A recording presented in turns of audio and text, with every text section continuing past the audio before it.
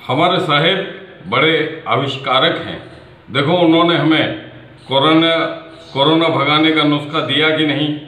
वही ताली, थाली और मोबाइल की रोशनी, और कोरोना छूमंतर हो गया। अब हमें गरीबी भगानी है, तो गरीबी भगाने के भी कई नुस्खे हैं।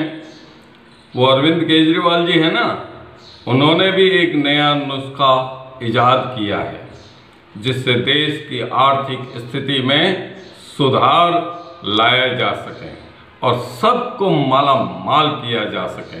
मतलब गरीब नाम का कोई प्राणी रह ही नहीं, सबके पास रुपयों पैसों की कोई कमी नहीं रहे, ऐसा नुस्खा।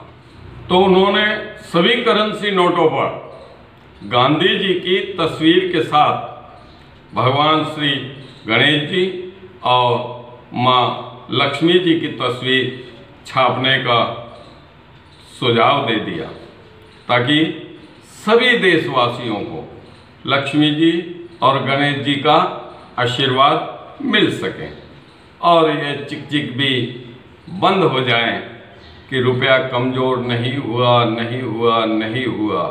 ये तो डॉलर है जो ज़्यादा ताकतवर हुआ है। और फिर जब लक्ष्मी गणेश का आशीर्वाद मिलेगा तो गरीबी पूरे देश से दम दबा करके भाग जाएगी।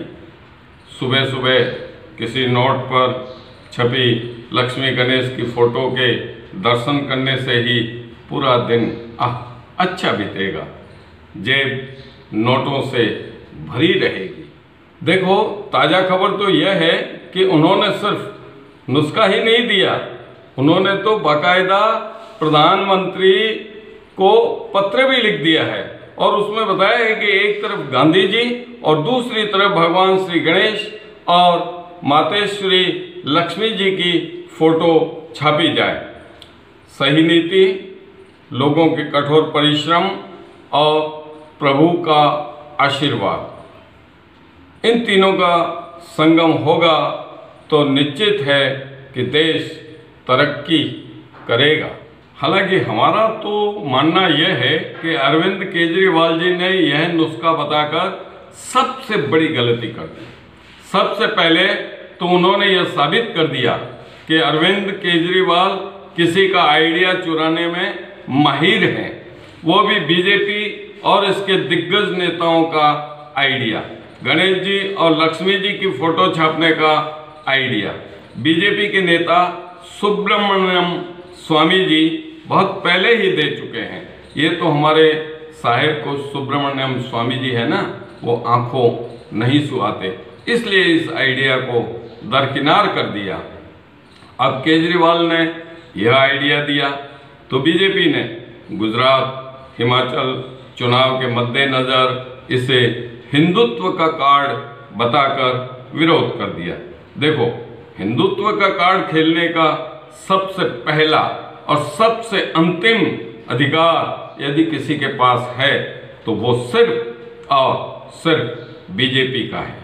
बाकी हिंदुत्व का कार्ड खेलने का अधिकार और किसी के पास नहीं है। दरअसल हुआ क्या कि जब भारत में गरीबी बहुत बढ़ गई तो गरीबी भगाने के लिए सबसे पहले इंदिरा गांधी ने नारा दिया था। आप जानते ही हैं ना, हमारे साहेब को इंदिरा जी के नाम से भारी चिढ़ सी है।